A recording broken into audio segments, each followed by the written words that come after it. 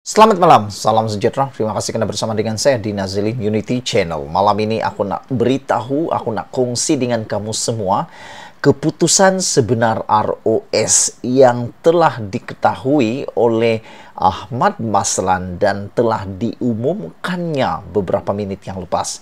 Aku pikir ramai yang tak tahu atau sudah tahu ataupun buat-buat tak tahu. Rupa-rupanya inilah keputusan daripada ROS yang tak pernah kita tahu, tapi Ahmad Maslan dah tahu.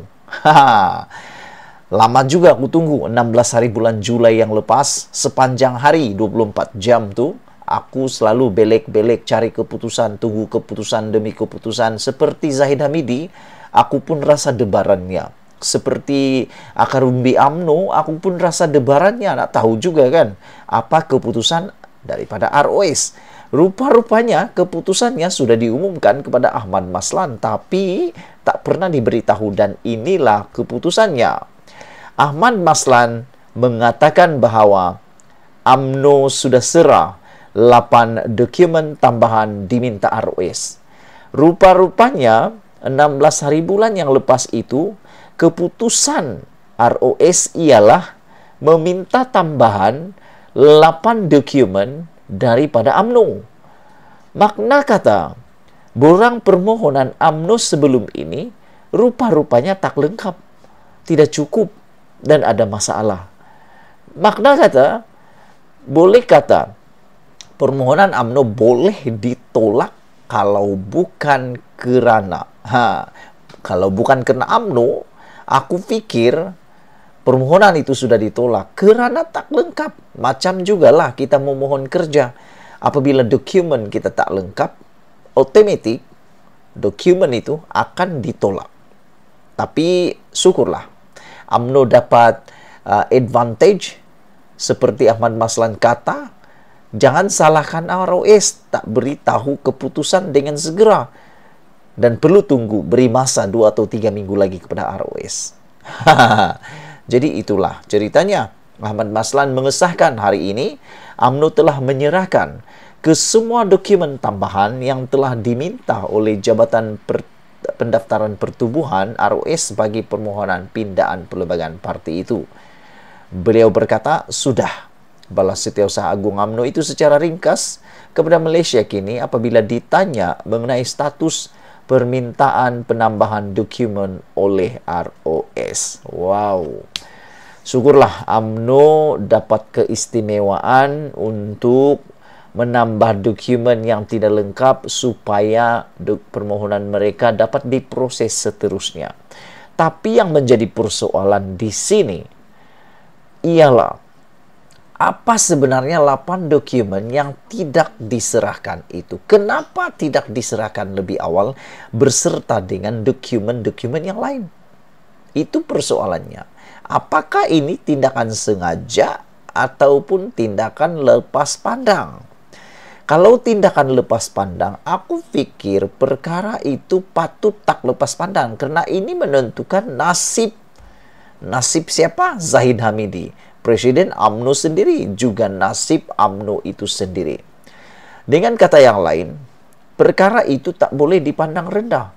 Dokumen-dokumen penting itu tak boleh dipandang rendah dan tak boleh terlepas pandang.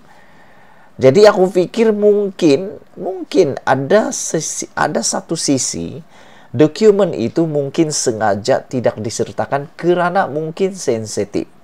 Tapi cuma aku tak tahulah apakah perkara atau dokumen yang sensitif itu.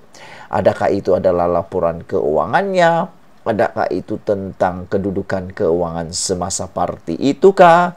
Atau pemegang-pemegang, nama-nama pemegang akaun kah? Sebab biasanya pertubuhan ini paling sensitif bukan kerana siapa EJK-nya, siapa penerajunya, siapa presidennya, karena semua orang tahu.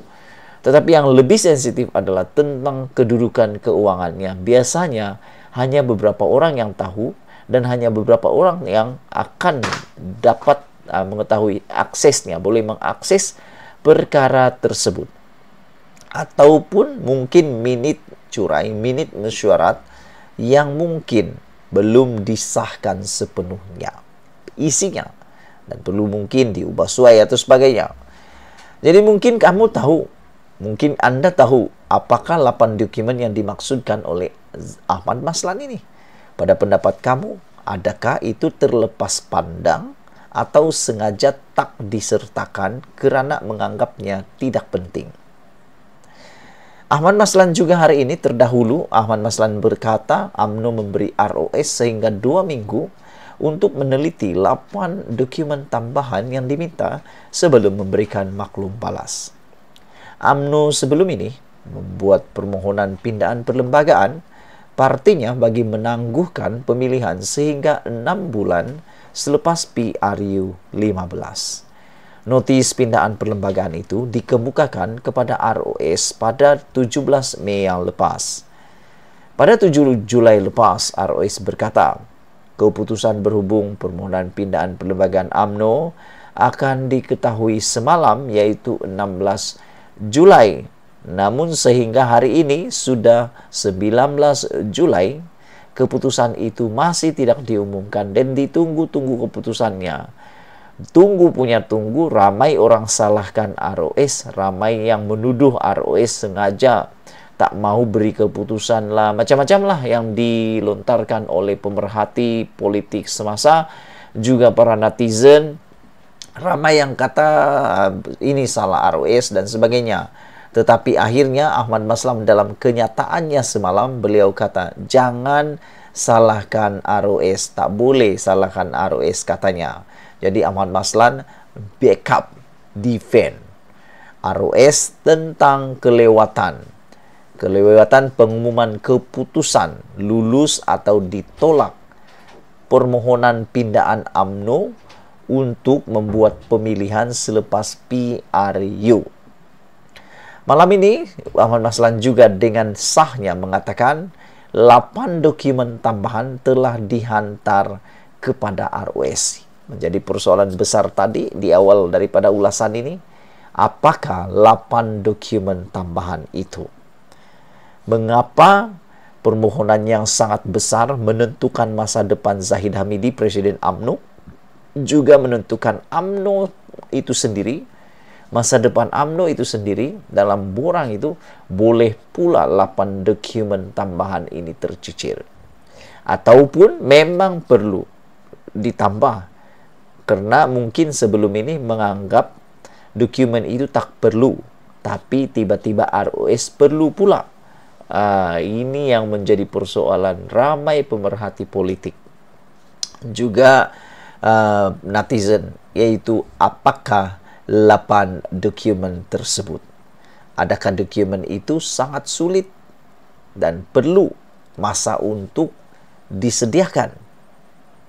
Sekian dulu ulasan untuk kali ini. Jangan lupa tinggalkan komen Anda. Sila tekan butang subscribe. Malaysia kita punya. Kita jaga sama-sama.